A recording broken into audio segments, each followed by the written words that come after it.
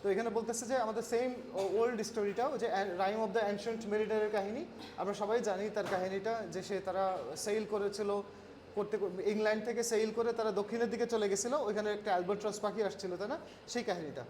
তো প্রথমে আমরা দেখি যে the old man told him dash his last journey. So about, tell him about something, we tell someone about something, তাই না, আমরা কাউকে কোনো কিছু নিয়ে বলি। So about his last journey dash the sea. তো এখানে দুইটা প্রেপোজিশন হতে পারে, একটা ইন দ্য সি হতে পারে অথবা across the C. Across the C, হ্যাঁ, অ্যাক্রস দ্য সি। আমরা জানি যে কোনো যেটা খোলা জায়গা, যেটা কোনো আবদ্ধ জায়গা না, তার উপর দিয়ে জার্নি করা বা চলে যাওয়ার ক্ষেত্রে আমরা অ্যাক্রস শব্দটা ইউজ করি, আর থ্রু ইউজ করি যদি যদি আবদ্ধ জায়গা হয়। Tunnel, through the tunnel, through the forest হয়, থ্রু দ্য সিটি হয়, বাট অ্যাক্রস দ্য সি হয়, অ্যাক্রস দ্য রিভার হয়, অ্যাক্রস দ্য ফিল্ড হয়।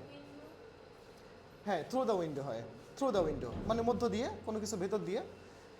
দে had sailed away dash the south. আচ্ছা, এখন তুমি মানে কোথায় জানো? They sailed away dash the south, to the south হতে পারে, অথবা তুমি যে লিখতে পারো ফ্রম দ্য সাউথ, মানে সাউথ থেকে তারা সেইল করেছিল, আসলে সাউথের দিকে গিয়েছিল। ইয়েস, তাহলে টু দ্য সাউথে এটা বেটার হবে। তো they had sailed away to the south, he said till they arrived in, arrived at, exactly, arrived at cold grey seas. Next, even the sea was frozen. সিটা কেমন ছিল? Frozen ছিল। Frozen মানে বরফাচ্ছন্ন ছিল। And ice was all dash them, all around them, চারপাশে, তাদের চারপাশে। অল কভারিং দেম না, তাদের কভার করে নাই, বরং তাদের চারপাশে ছিল। So all around them. বলতেছে যে তখনকার সময়ে, তৎকালীন সময়ে, in those days, in those days, in those days, in those days, in those days, ওই সকল দিনগুলোতে।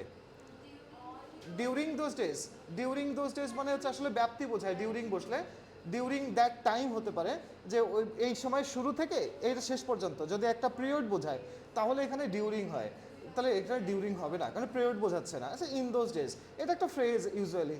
ইন দোজ ডেজ মানে হচ্ছে ওই সকল সময়, ওই সময়ে, তৎকালীন সময়ে।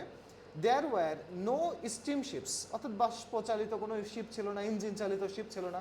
And the big white sails dash their ships opened white of their ship. বলছে তাদের যে সেইল ছিল, তাদের যে পাল ছিল, সেই পালটা কি করলো? Of their ship opened white, এটা বড় করে ছেড়ে দেওয়া হলো, হোয়াইট করে। As the strong wind blew them quickly dash the icy waters, into the icy waters, নাকি from the from the icy waters থেকে তাদেরকে ব্লো করে নিয়ে চলে গেল, তাই না? ওই যে বলে স্ট্রং উইন্ড আসলো, strong.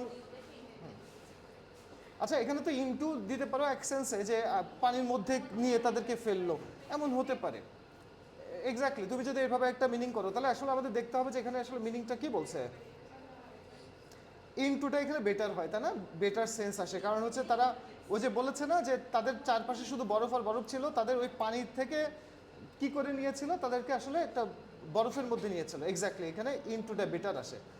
The weather was very cold, weather খুবই কোল্ড ছিল। And there were no birds or animals dash that snow covered country, in the snow covered country. ওই স্নো কভার্ড কান্ট্রিতে, আমরা জানি এ অন্তঃস্থতে থাকলে পরে কি হয়? ইন হয় অথবা অ্যাট হয়, তাহলে ইন হবে এখানে, in that snow covered country. But one day the sailors saw an albatross flying dash the ship. আচ্ছা, এখানে অনেকগুলো প্রেপোজিশন হতে পারে। কোথায় আসছিল? টুয়ার্ডস দ্য শিপ, তাদের দিকে আসছিল, এটা বেস্ট, টুয়ার্ডস দ্য শিপ। এখন flying around the ship, they saw ship, an albatross flying around the ship হতে পারে, যে তাদের শিপের চারপাশে তারা উঠতেছিল একটা অ্যালবাট্রস, অথবা ওভার দ্য শিপ উড়ে যাচ্ছিল। এখানে ওভারটা আসলে হলেও ওই মিনিংফুল হয় না, এটা সব থেকে মিনিংফুল হয় টুয়ার্ডস দ্য শিপ, এটা সবথেকে ভালো হয়। কিন্তু অ্যারাউন্ড দিলেও হয়তো নাম্বার পাবা, because it does make sense. শিপের দিকে, আমরা জানি দিকে হলে পরে, ডাইরেকশন হলে পরে কিন্তু টুয়ার্ডস হয়, আর যদি ডেস্টিনেশন হয় তাহলে টু হয়।